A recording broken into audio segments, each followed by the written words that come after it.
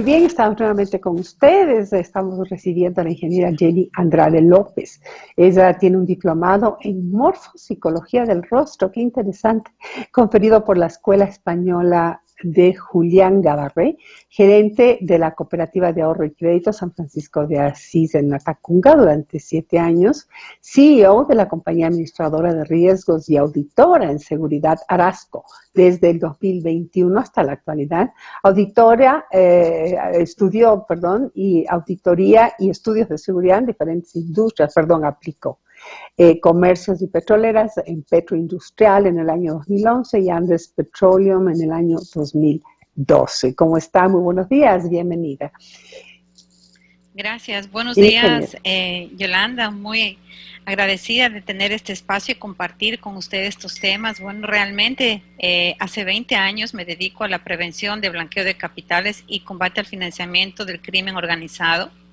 Perfecto. Estoy certificada como... Estoy certificada como especialista en antiblanqueo de capitales por ACAMS, que es una entidad que está directamente trabajando con el gobierno de Estados Unidos. Ese realmente es mi fuerte, además de estar certificada como profesional en la prevención de pérdidas por ASIS, que es la entidad que también está directamente asesorando al Pentágono y a varias entidades dentro del ámbito de la seguridad pública, privada y ciudadana. Pues perfecto, realmente nos cae como anillo al dedo toda su experiencia, porque precisamente de lo que queremos hablar es de la recuperación de dineros sustraídos debido a la corrupción. Si en algo coincidieron los dos candidatos presidenciales desde la necesidad de recuperar este dinero. Y ahora el presidente electo Guillermo Lasso coloca esta aspiración como uno de sus principales objetivos. ¿Es esto posible? ¿Se puede recuperar este dinero que ha sido llevado fuera del país o que por último se encuentra en el país, pero no, pero escondido de alguna forma? Por supuesto, se puede recuperar el dinero. La misma organización Gafilat, que es el Grupo de Acción Financiera Internacional, tiene dentro de sus grupos objetivos un grupo que se encarga del asesoramiento, la asistencia técnica para poder trabajar con cada uno de los países y poder repatriar y poder traer ese dinero producto no solamente de la corrupción, sino de todos los delitos graves subyacentes para que retornen al país y se reviertan al presupuesto del Estado. Yo diría no solamente... Sí. Perdón, quisiera aclarar cuál es este GAFID Lab, dijo usted, G-A-F-I-D, G-A-F-I-D. Sí, el GAFI es el Grupo de Acción Financiera Internacional. Dentro del GAFI, privada. Es en el ámbito público, es un organismo intergubernamental donde están directamente interactuando los representantes de los gobiernos de los diferentes países. Dentro del GAFI existe una estructura que se llama Gafilat, al cual el Ecuador pertenece. El Gafilat es el que se encarga de todo el tema en América Latina, ver las tipologías, el modus operandi del crimen organizado y de específicamente dar esa asistencia técnica para combatir todos los delitos que tienen que ver con el lavado de dinero. ¿Han tenido resultados positivos? El Gafilat es lo mejor que puede existir en este ámbito. Es a donde el Ecuador debe acudir, pero yo diría que no solamente traer el dinero que está afuera, sino cortar de raíz con la corrupción. Porque ya, nada sacamos... Porque eso es más... realmente me interesó muchísimo. Yo no había escuchado de esta, que es una institución pública, ¿verdad? No había escuchado y que nosotros pertenecemos a ahí, pero cuénteme, ¿cuáles resultados positivos han salido de ahí? Porque de diagnósticos ya tenemos bastantes. Por supuesto, Gafilat ha trabajado directamente con varios países. Por ejemplo, está ahí México, está Panamá, está Costa Rica, está Guatemala. Tenemos toda América del Sur trabajando directamente con el Gafilat y los resultados han sido muy positivos. Lo que sucede es que hay que establecer una mesa técnica de trabajo interinstitucional donde el país pueda definir cuáles son los medios, cuáles son las tipologías por las cuales ha sufrido todos y cada uno de estos delitos graves tipificados así en el Código Penal y trabajar directamente con ellos, porque con esa asistencia técnica mundial, yo diría, se puede establecer en dónde los capitales, producto de la corrupción, producto de la evasión fiscal, producto del tráfico de órganos, de armas, etcétera, han ido directamente a cada uno de estos destinos. Ahora, recordemos que el delito de lavado de activos es transfronterizo y es un delito eminentemente financiero. Por eso es muy importante trabajar con los otros países y poder en forma coordinada a través de intercambios de información o tratados de asistencia legal mutual establecer dónde está ese dinero producto de la corrupción y que perfectamente se puede traer al Ecuador para revertir esto en obra pública. Ya, hay quienes dicen que es muy fácil porque básicamente están en paraísos fiscales, pero hay también quienes dicen que es prácticamente imposible por la mecánica que existe en torno al lavado de dinero y las altas tecnologías en el ámbito financiero que hoy hacen que se pueda diluir esto, inclusive con las criptomonedas y este otro sistema, digamos, monetario, que se puede volver absolutamente imposible seguir esa ruta del dinero. Es difícil, pero no es imposible. Okay. Yo pienso que debe estar ahí el personal técnico adecuado para que pueda efectivamente llegar a dar ¿dónde? ¿Cuál es ese personal técnico adecuado y dónde debe estar? Pues son auditores informáticos, son peritos financieros que trabajen también en forma coordinada con los otros auditores informáticos y peritos financieros de los diferentes países. No es difícil, no le veamos complejo. Sí hay que ponerse a trabajar arduamente en esto y hay que hacerlo ya. Hay que hacerlo ya, ver el entorno de las personas que han estado en actos de corrupción, porque precisamente se cuidan ellos de no inflar sus patrimonios, pero sí sus patrimonios de las personas allegadas, parientes más cercanos, familiares. Vemos que han estado incrementados en porcentajes muy importantes. Repito, hay que hacerlo y es una tarea que hay que empezar ya. Tenemos que cortar la corrupción y es un trabajo de todos. Ya, esto de cortar la corrupción es algo en que todos estamos clamando realmente, ¿no? Nuestras autoridades que se dé, y eso comienza in-house, digamos, comienza casa adentro.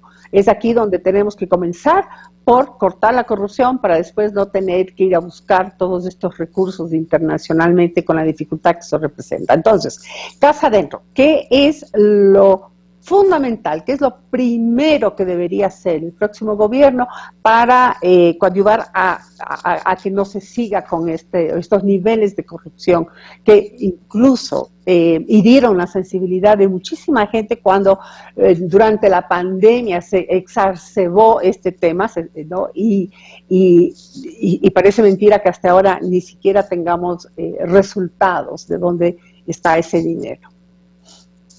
Bueno, para cortar la corrupción, empecemos a concienciar en el ciudadano común. Empecemos a evitar que se institucionalice y para eso debemos enseñarle al ama de casa, al profesional independiente, al mecánico, al artesano, que ¿cómo se le enseña a un adulto?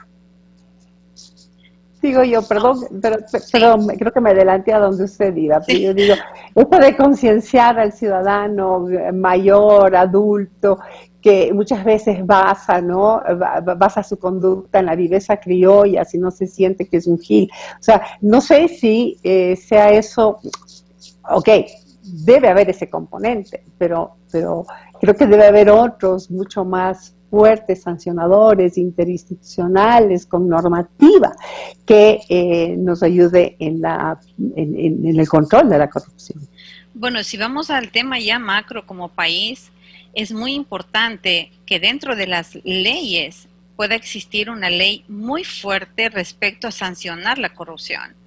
Países ya en economías mucho más maduras que han pasado por estos temas, hemos visto la pena de muerte, hemos visto la cadena perpetua, entonces tal vez aquí en el Ecuador haga falta sancionar duramente para que las personas adviertan y se cumplan esas sanciones y las personas adviertan de esta situación y puedan no volver a caer en lo mismo. La corrupción genera un país pobre, un país en subdesarrollo. La corrupción no es un acuerdo entre privados.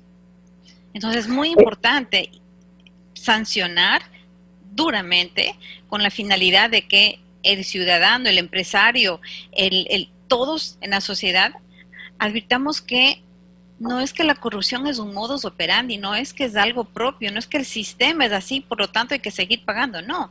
Eso hay que cortarlo de raíz y por eso yo iba al tema de educación, de formación. Eso hay que empezar en las escuelas, en los colegios, en donde los niños desde muy pequeños sepan que la corrupción va directamente en detrimento de su desarrollo personal, social, económico del país en sí.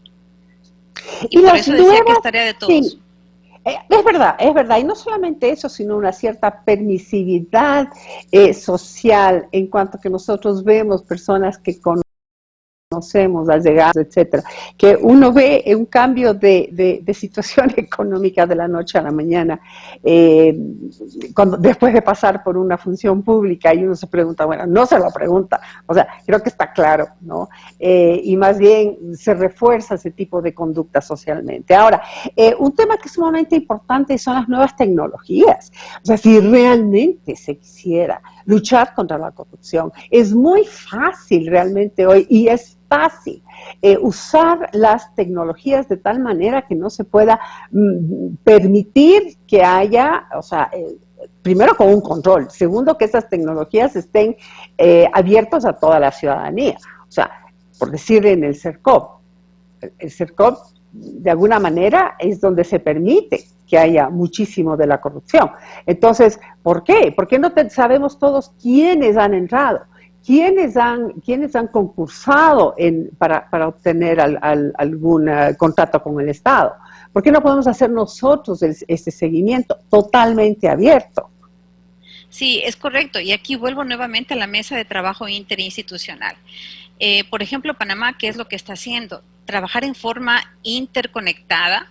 El sistema financiero, superintendencias de banco, la misma unidad de análisis financiero, la policía, la procuraduría, el servicio de rentas internas, están trabajando en una centralización de información para saber el ciudadano, el empresario, el industrial, cómo está moviendo sus capitales. Costa Rica está haciendo lo mismo, una base de datos centralizada en donde se puede establecer cuáles son realmente esos movimientos y si esos movimientos económicos son afines, guardan razonabilidad con la actividad económica que tienen los clientes y que tienen sus ciudadanos.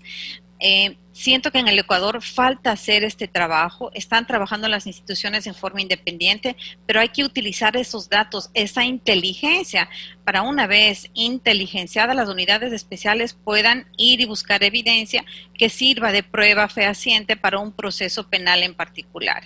Jenny, ¿cuánto funciona esto si no hay la voluntad política y que venga de las máximas cabezas de los gobiernos? Porque mire, aquí hubo un acuerdo hace algunos años, justamente se juntaron varias instituciones para enfrentar la corrupción, se juntó la Contraloría, la UAFE, la Procuraduría, no sé si la Defensoría, la Secretaría Anticorrupción del Gobierno, el Consejo de la Judicatura, y ya, o sea, se firmó, ¿no? Hay unas fotos muy lindas, la gente sonriente, ahí pasando bien, pero no tenemos resultados de aquello. O sea, siempre se están como llenando las formas, pero en el fondo no hay la voluntad realmente para atacar el problema.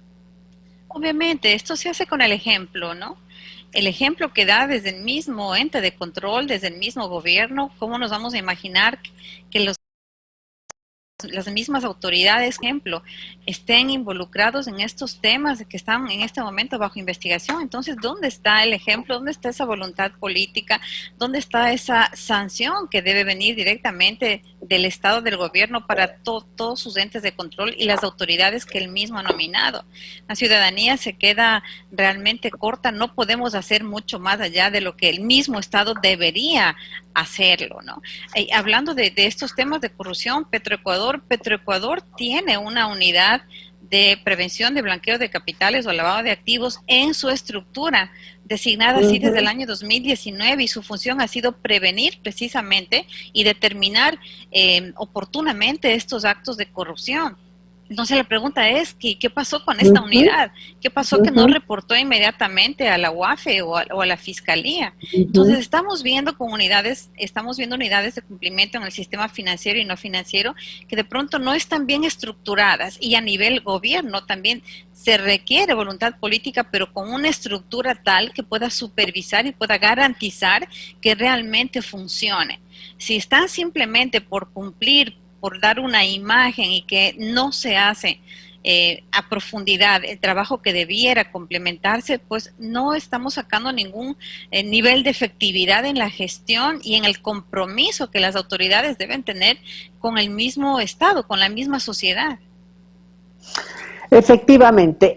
Bueno, yo quiero agradecerle haber estado con nosotros, darnos algunas luces más en este programa. Estamos muy comprometidos con este tema precisamente. Hemos recibido algunos pedidos y denuncias para que tengamos la mayor cantidad de información de qué es lo que se puede hacer, tanto en el control y prevención de la corrupción, como en posteriormente buscar a que no solamente sancionar mediante el aspecto judicial a los delincuentes, sino también poder recuperar esos dineros. La gente está a veces en la cárcel 4 o 5 años, incluso menos, sale y tienen fortunas afuera, mientras que el país está en una posición mendicante. Gracias por acompañarnos. Ya tendremos oportunidad de seguir hablando sobre estos temas.